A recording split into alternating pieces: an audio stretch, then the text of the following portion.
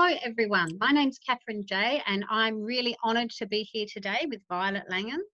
And if it's your very first time on with us, this is part of the Women's Wisdom Through the Ages podcast and video series. And basically the theme or the reasoning behind this series, and especially behind the name, is that women think differently through the ages. So not only as we get older, I don't know about you, Violet, but I know some things I was so sure of as a teenager or in my 20s, in my 30s, 40s, 50s. I'm like, oh my gosh, I had no idea in some things. So I think it's for all of us. We're forever lifelong learners. yes, absolutely. And also that, different backgrounds, different ages, obviously between people as well. So I've just entered my 50s and Violet's just entered her 60s. So, and those of you who have been following us for a while know that we've already had different people on in their 20s, 30s, 40s, 50s, all different ages. So that's awesome. So I want to introduce you to Violet. Now, I've sort of seen Violet around for a few years, and she's been very active, especially in the Christian community up on the Gold Coast and also Brisbane, or more specifically Logan. And she's from Fiji, and she's been very big background with community services and also with Careers Australia. And she's got a fantastic youth program. So I actually had somebody nominate her. So I'm so pleased that she's agreed to come on and just tell us about the wonderful work that she's doing, especially with youth and especially in the area like juvenile justice and helping give our youth another chance. So thank you and welcome, Violet. Good afternoon and welcome to everyone. And so culturally appropriate, I just want to say Bula. In Fijian, that means life. And so today we live life to the max, and I'm glad that you could join us. Thank you. Okay. So that's thank you on behalf of everybody, obviously. No, yep. Okay. So when we're going through, and we actually talked for about an hour the other day, just to sort of, get a bit more background and where, and, because what brought you into youth work? Like, that's not something that everybody goes into. So just tell us a bit about that. Well, I don't know, from an early age, I suppose having a family of 10 and growing up, wow. I was in the middle. It was just a given that we would, have people around us. And then I married an Australian, and he's from a family of 2, and he couldn't understand why everywhere we were posted in Australia, the kids would gravitate towards me. Because I said to him, it's easy. You just smile at them, and, the neighbors' kids used to come over, and I used to just feed them and find out how they're doing. And one thing led to another, but really, after 12 years of marriage, we separated, and I was going through a soul-searching period then. I'd worked at Australia Post for about 5 years, ended up in the dead letter office. And I thought to myself, Lord, is this it? I always thought I'd be with people. And here I am in a room full of stuff that's worth over $1 million. And I had to look for the owners of these. That sort of started me on a journey of pursuing youth. But I ran a youth group in my backyard, built it up to over 100 youth on Friday nights. And, it was a learning curve for me. And I suppose that's when I felt this is where I'm supposed to be. And that's when I pursued really the formal education part of taking in children. Yeah, wonderful. And I just want to come back to a few things, because I get quite often, because part of my background is as a high school teacher. And then I've done a lot of teaching also with young adults, especially, say, the 18 to 25 age. And a lot of people say, well, how can you talk to them? But I think you've hit the nail on the head. One is smiling, so being friendly, talking, but listening to them talk. What do they want to say? And food. Yep. Anyone who's involved in the group, if you feed people, they usually come. So that's just amazing. But also, I have a question. What did your neighbours say when you had up to 100 people every Friday in the backyard? There's a method to our madness. You see, in Woodridge, where I could afford a house, it was mostly lower socioeconomic background. And so what I did was I recruited the owners of these houses because they were constantly burgled. Oh, And wow. so when my kids came on the project, Yeah. they never stole from us again. And so it was an added bonus. And so I didn't have, the neighbors saying, oh, these kids, they get up to mischief, because they were part of my group that helped feed them. And we had I got them all blue cards. We did a whole lot with the Department of Community Services, because a lot of their children were foster children too, because of the breakdown in their families. And I kind of took on these children too, really without going through the department, just giving them a safe place to stay. And so eventually I had to go and get qualified and do the training. But and so what qualifications did you end up getting? I had to do a Cert 3 in Children's Services, and also I did foster care training with the Department of Children and Family Safety. Yeah. And that's when I went to the Gold Coast, I registered and looked after. And over the years, probably about 100 children that's documented. And I always asked their parents before I took them on that I would look after them until they were well enough to have their children back. And so there was no animosity with the children coming to my care and going out back to their parents. That's beautiful. And I don't know if you've seen many of the interviews with Women's Wisdom through the ages, but we had an awesome lady, Carrie Ann McPherson, on, and they'd also fostered up to 100 children, her and her husband. And one of the things, and I actually had not only Carrie Ann, but I also had Phoebe, who's actually her daughter, who is a young businesswoman, and I was interviewing her about COVID and being a businesswoman working from home, looking after young children. And so it was interesting to see her perspective as well. And one thing that both of them said was that they absolutely made sure that their own, that your blood children were loved and that there was clear boundaries. Did you find that you needed to keep clear boundaries in place, or how did it work with you? Yes, you do have to. I never took in children that were older than my daughter. Mainly because I was on my own, and so I had to protect her. Yeah. But she learned the skills, and now she works for a Christian childcare center. Oh, wow, and so, beautiful. Learned Ernie's skills. So she's in administration for a Christian childcare center. And so you see, nothing is ever wasted. She, right from high school, she went to King's, and she did her Certificate 3. And she just knew that was what she wanted to do.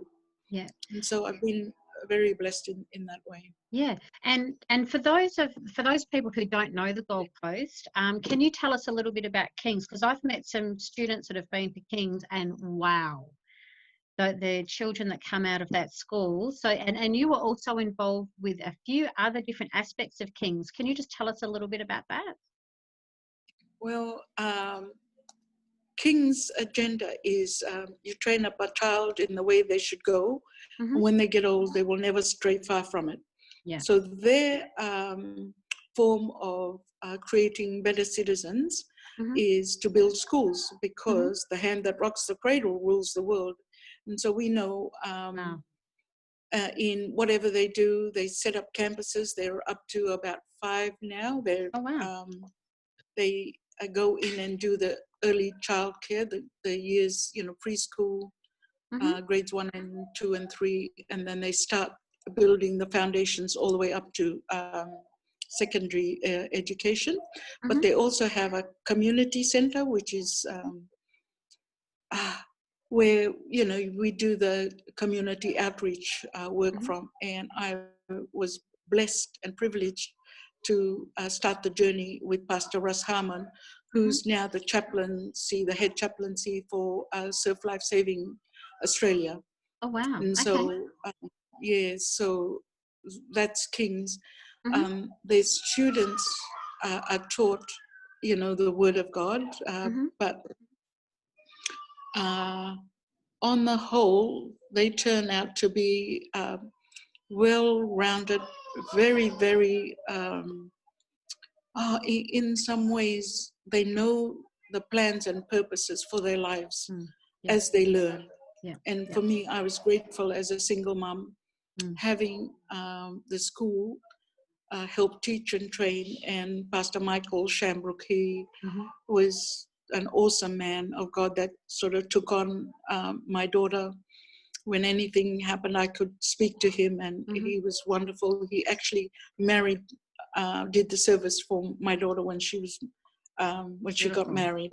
And so you see, it's like a family. You create a family within the family, and so it takes a community. Or back home, we say it takes a village to raise a child. Yes, And and so that's how we I grew up became as a well. village. Yeah, yeah. That it was going back. I mean, I've only just entered my 50s, but that's just how it was. You were not naughty in front of any of the older people, and you never talked back. You're always respectful, and anybody would say, because we were brought up pretty much the same way as well. That you would be respectful. You were thankful for your food, or you were on time. Wouldn't dare be late or something.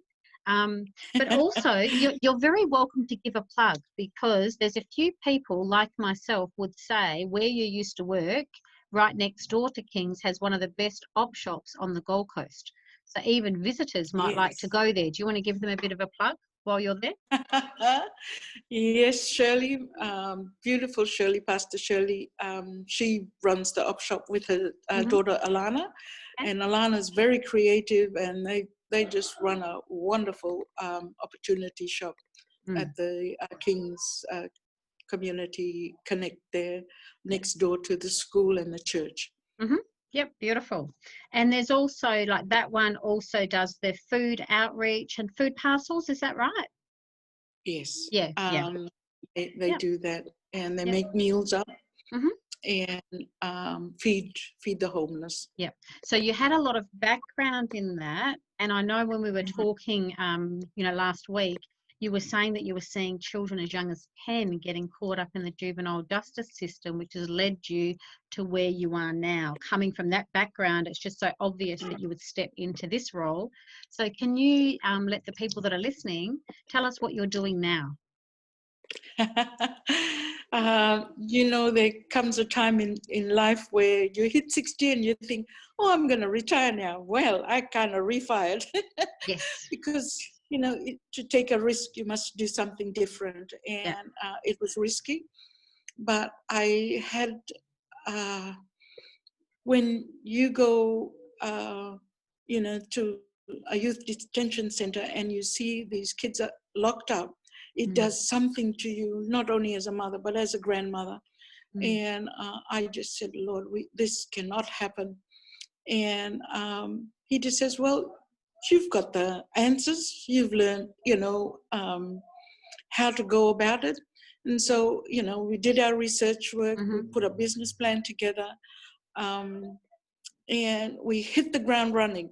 On the 13th of December, I put on a Christmas party for kids in the juvenile justice system. We hosted about 50 children. Wow. And we gave them all presents, not only for themselves, but for their families, because we wanted it to be a non-for-profit organization. Yeah. But we cannot depend on the government on grants. Yeah. Or on people to help us. So we have social enterprises, and we've got a warehouse that we have bins in shopping centers. And so that's our social enterprise arm, one of the many. And we are wanting to not only teach and train our youth that we get from the Justice Department. It's a step where there's about 180 children that are in that. And for me, prevention is better than cure. I would rather not them go down the path where they get to the detention centers because it costs so much on their lives, and the recidivism rate is 72 hours. They're back in there because one, they don't have a place to stay. Two, they've gotten used to a life of doing petty crime. And three, it's almost like they've lost hope. And so our project now, our Kingdom Justice project, is based on you learn and then you earn. Wonderful. We have, and so we've been given a property here, and it's just phenomenal. You know, all we got to do is just start, just take a step. And as you go, you get people alongside, and I've been blessed to have so many people, from accountants to you name it, to people that work in our warehouses, to you know, people that help with the food bank and everything. And so it's a holistic approach to meeting the need, but we work alongside other like-minded organizations, and we collaborate with them. And so I don't want to reinvent the wheel. We just work. Yeah, absolutely. And I think it's really interesting that you said you don't rely on others, and especially not on government grants. For those people who know, the Women's Wisdom Through the Ages actually comes under the Imagineering to a Better World project, and part of that is promoting social entrepreneurship. Because if you're looking at you know, for-profit businesses, sometimes people can get caught up in chasing the money, which can lead to not very healthy outcomes, like maybe could be greedy or, you know, not giving back. But then on the other hand, if you have not-for-profit, there's no profit. So even if you're getting a government grant and then you don't expend that grant, then you have to give the money back, and then that may affect you from getting further grants. So for me, the ideal of spending, you know, years of looking at it is a social enterprise. So it's just beautiful to hear that you're doing that and just helping these. Is it boys and girls, or young men and young women that you're helping, or is it just one or the other? We started off with the boys first, because I really believe that that's the way to go.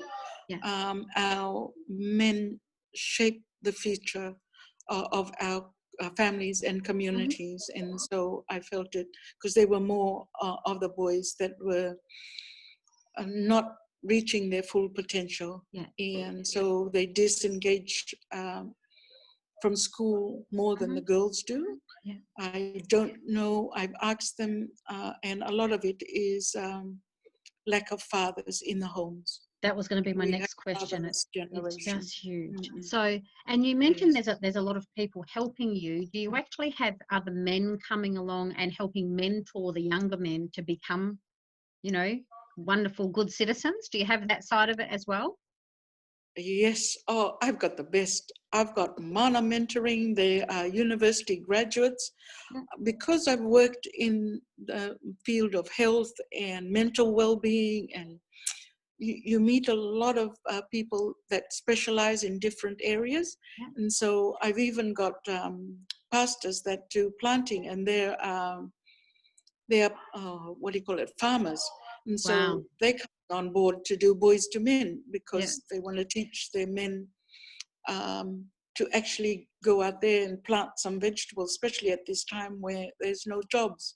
And so, you know, these are the projects that we're involved with, mainly because I think from a cultural perspective, in our culture, men didn't actually verbalize, you know, oh, I love you, you know. They actually showed it by their actions. And now we're living in a world where it's sort of swung the other way, where, you know, to me, words don't mean anything. I suppose my love language is, if you're going to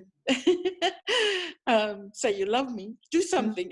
Yeah, absolutely. Actually, actions speak louder than words. So would yours be acts of service? Mine be acts of service, definitely a major. And maybe words of affirmation, because I believe words are so powerful. And it's actually, you know, transforming our mind to project, you know, for ourselves and articulate for ourselves what it is that we want to be spoken over our lives. And so, you know, that nursery rhyme, sticks and stones may break my bones. It is a lie from the pit of hell. Amen. It really is. Mm. Yeah, because what we say is actually what will manifest in our lives. Yeah. And so, and also for the people that don't know, the books that came about by, is it Warren Chapman? I think. I'm not 100% sure of that, but it's the 5 languages. So 5 love languages. So there's acts of service, words of affirmation, gifts, physical touch, and quality time. And then they have dialects. So quality time could be talking together, but it could also be doing stuff together. So for example, my first one is quality time and doing stuff together. So not even necessarily talking. So with some of my closest girlfriends, we might, do interior designing or gardening together, or walking, something like that. Yeah. So if you don't know about those, they are absolutely amazing. So even whether it be in pastoral care or when I've been teaching, and a lot of my teaching background has been with students at risk. And so, for example, if I've had the parents sometimes coming to me, especially the transition between primary school and high school, and so quite often I would recommend the book, The 5 Love Languages for Teens, because it's very different loving a child when they're up to 12, for example, and then a teenager. It's very different, even, how you physically touch them. And so that's wonderful. So I'm so glad you brought that up. So it's just sounding amazing. And I'm just aware of the time. So if people wanted to help you, how could they help you? Do you take donations, for example? yes, we do. With my working in community, we got our DGR status. It was a miracle, really. And I think they do a background check on you before they actually give it to you. Usually you have to prove yourself for 2 years, but I got mine within 6 months. Yeah. And I do know that it's because we are dealing with a problem that is huge. Yeah. And even if students, I worked in the education with the Careers Australia, and they had students that were going through the system in schools, but still about 40% of them were disengaging, even though they were attending school. Yeah. And so I believe until you know who you are, your identity, and know what it is, at least a direction for purpose in your life, you will never really attain to being, living a life that is fulfilling. Yeah, And absolutely. so we focus on that, and we just ask the students to turn up and give it their best shot. Yeah, wonderful. And then as they learn with us, they are starting to, I think, in like self-reflection. A lot of them don't know how to do that because their lives are just so busy with other things and that, but they've also haven't been taught it. And so for me, I find just having that time to ask them questions and asking them to write down, and they look at you as if you're from another planet, but out of respect, they do. I've never had to tell them, we are not going to swear, and we will treat each other with respect. They actually came up with what it is that they want for their group. And so we mandated that, and we signed an agreement on that they will respect it themselves, because if you can't respect yourself, you can't give it to others. All these things that are more reflective on their attitude, and also how to control their actions. And I'm really blessed to have Christian psychologists, but also secular psychologists. I work with the education department, and anything that I can get through them, I will have on the project. We work with Aboriginal students, with Maori and Pacifica Island students, and also mainstream students too. And so I'm very blessed to have a blend of youth from different backgrounds, because I really believe we're like licorice all sorts. Yeah. I just love their individuality and what they bring to the table. Yes. And you're located in Logan, which is sort of, for me, because I used to live for 4 years on the Gold Coast, it seems it's almost like Logan's in between the Gold Coast and Brisbane. Would you Yes, it agree? is. Yeah. Yeah. Yes, it is. Yeah. Yeah, we were given 4.5 acres of land here with a house, Wow. and our students are doing a Cert 1 in construction, Mm-hmm. and they are learning Mm-hmm. in the first phase. The second phase is they're going to be earning. And Wonderful. so, yeah, we've got a couple that are school-based apprenticeships, and we Mm-hmm. also, it's one thing to do a training, but it's another thing to give one of these students work. And so we make sure that they have work experience component put in their training. Wonderful. Yeah. And on top of that, do they also learn life skills?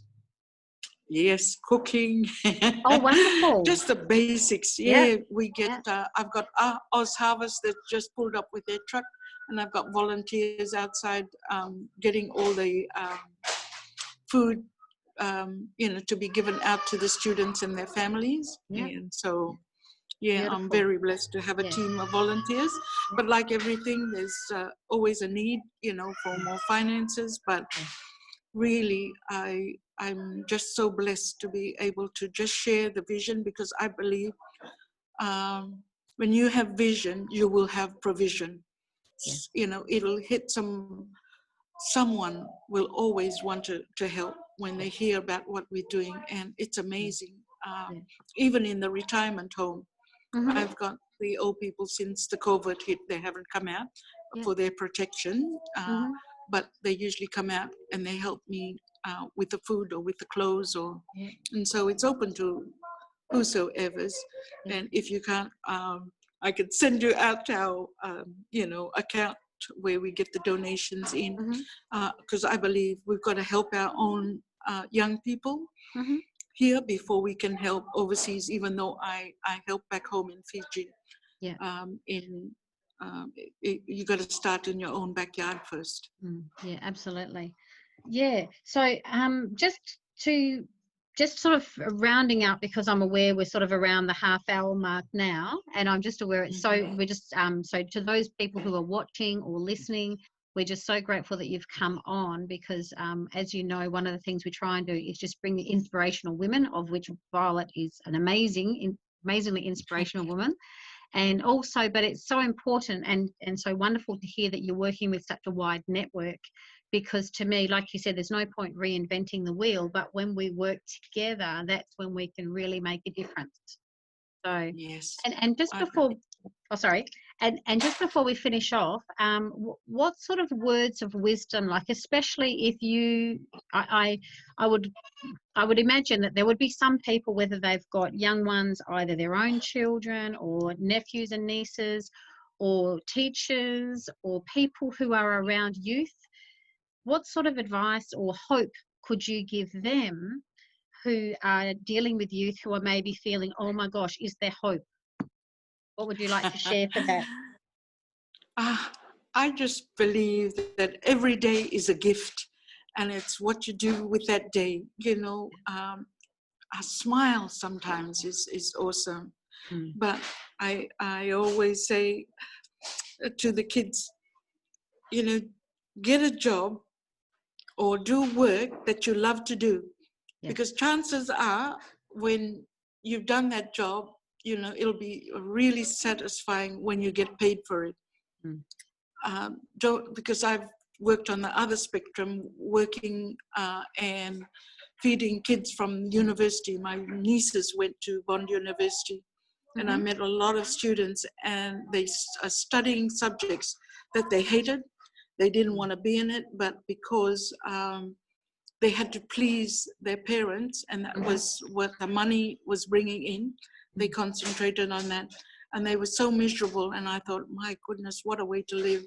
Sometimes instead of saving face, the best thing is to be honest with yourself, first of all, because you can't do anything if you're not honest. Each day you know, from that truth, live life. Yeah, yeah, beautiful. And I'm just going to add one thing there. I was asked to go and do some training at a higher education institution. I don't know, it was a couple of years ago maybe, and it was an international group of business students from another country, and none of them wanted to study business, and it was just like, and then but during that week that I was with them, we talked about social entrepreneurship. And as soon as they understood that they could use their platform of business and making money, but reach out and help other people, they totally changed their mindset. And they were so excited to go home. And a couple of them were working with their parents, as an example, in their parents' companies. And they were so excited to go home to look at, okay, well, what were they passionate about, or what could they speak to their parents or their colleagues about, of how they could create a partnership to help them. Like you said, it comes back to the purpose. What are we here for? What are we doing? And I think especially with COVID, it's such a challenge for people if they don't have a vision and they don't see that they're making a difference. And like you said, even that self-satisfaction, whether you do a job well and getting paid, and I would say, helping other people. So it makes such a difference. Yeah, wonderful. It does, okay, yeah. and I'll make sure that people we'll put a link as well with this, where people could actually, if they want to donate, they can. And we just and hopefully you'll want to come back another time and we can hear a bit more or something. So just thank you so much for coming along today.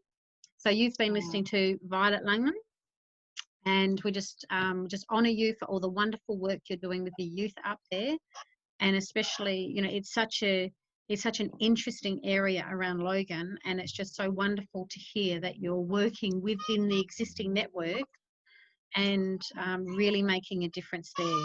So thank you again. And is there anything else that you want to say to people? No, I just want to say, dream big, dream big, have a focused target, and you can make it. Yeah, beautiful. And especially at this time of COVID, we've got to have something more than ourselves to look forward to. Yeah. God bless. Beautiful. So thank you everyone for tuning in. Thank you. See you next time.